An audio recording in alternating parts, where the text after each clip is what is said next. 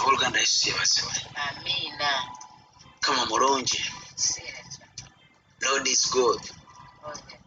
All the time. This is Brother Robert and his family. Abooluganda Mukama Yesu yebazibwe. Nabaleetedde ekigambo kya kuleero ku makya ga leero in morning devotion okubasomesa kati. Abooluganda ekiro nafunye ekirooto kale tekibadde kyantiisa naye kibadde kiva mu bwakabaka bwa Katonda.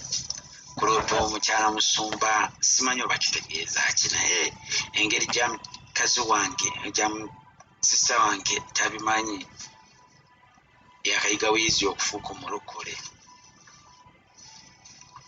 Ayina ebintu bye bamugambye peace, kindness and goodness bye bamugambye omukyala musumba bwe tubadde tuli babiri. So abooluganda munansonyiwaako naye akalanga okukayisizaako anaaba tutegera nanyamba. So mukyala musumba morning devotion yaffe ntandika bwe nti tugenda kusoma mu kitabo ekiva mu Proverbs chapter 3 verse 5. Chapter 3 verse 5 etugamba bwe trust in the Lord with all your heart and lie not on your own understanding. Abooluganda Mukama Yesu yebazibwe. Eno messages nabagamba nzitwala nga Mukama ali mu kwogera nange kweyesaawa. Abooluganda eno message gitwale nguyo. Eno emmere gitwale nga yo Mukama gy'akedde okuwa olwaleero. Akugambye ki? Mukama atugamba ki? Atugamba trust in God. Kati nze wano ngenda kuteekako erinnya lyange Robert, trust in the Lord with all your heart. Kiki kirala ekiba kibulako ab'obulawo and soul and your mind. Lwokuba Mukama byebyo ebintu byaffe by'ayagala. Mukama atugamba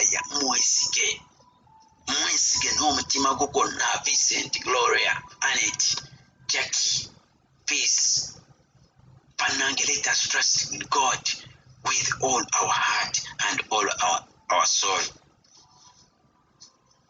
Nasoboka trust in the Lord with all your soul. Abantu bangi besiga ebintu byabwe. Abakazi besiga nnyo abasajja baabwe. Abavubuka besiga nnyo abakazi baabwe. Abantu besiga ssente zaabwe. Kati gwesige Mukama nga bwesiga oyo omuntu ate omwana w'omuntu akulimba.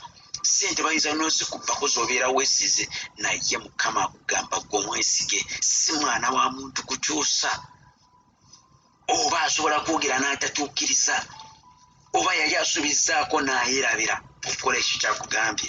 Mukama agamba tumwesige. Amakya ga leero ka tumwesige Mukama. Tugenda kukola mu baboosi baffe naye let us love people.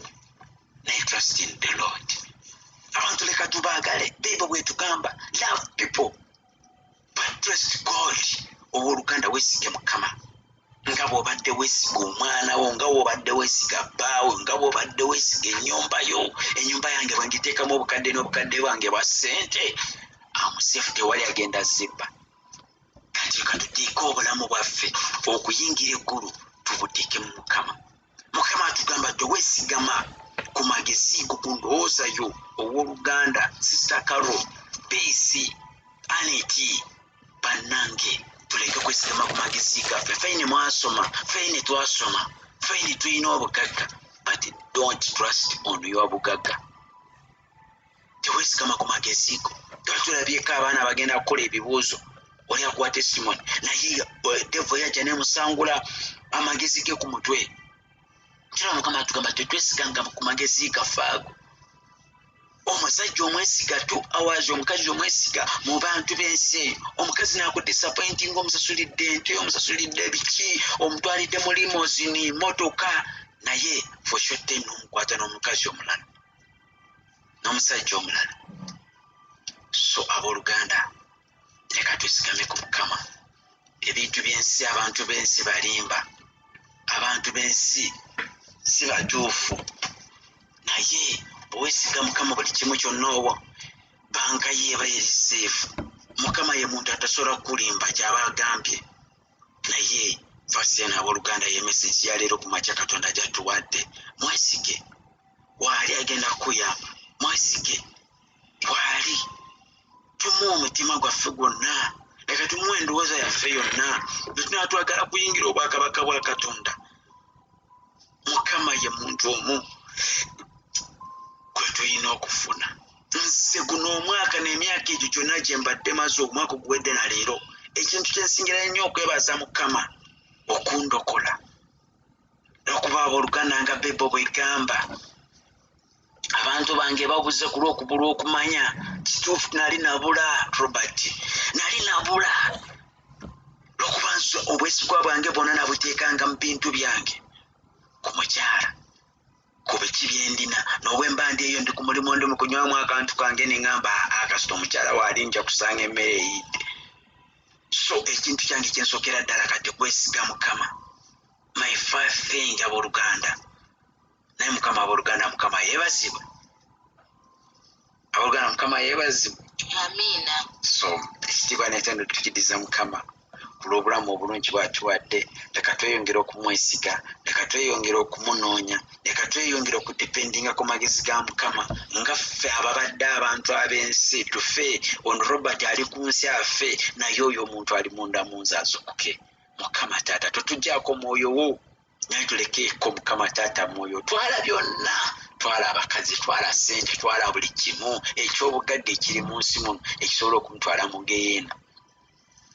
Taata Mukama leka nsigaze omwoyo gwo ogunankulembera okufuna omukazi omutuufu, maama w'abaana, ogunankulembera okuyingira ennyumba etaliimu byawongo, ogunankulembera okuyingira church enanyingiza obwakabaka bw'omugulu. Kitiibwa n'ettendo okiddiza Mukama mwenna abali mu service eno. Morning devotion, Brother Robert, my God bless you all. Kitaffe ali mu ggulu,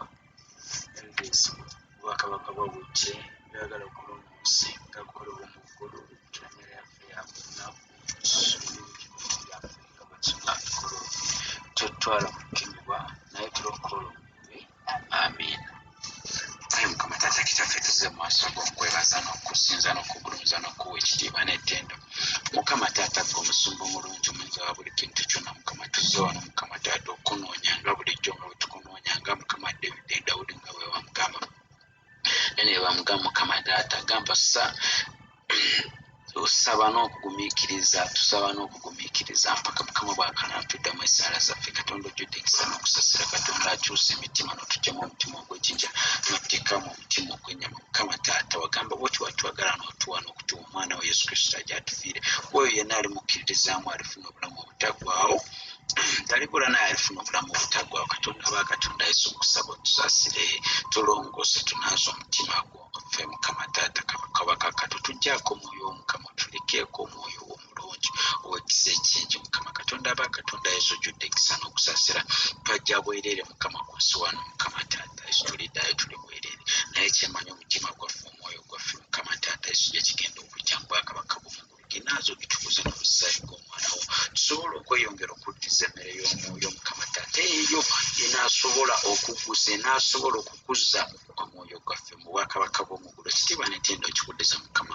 Ffenna abooluganda tugambe amiina.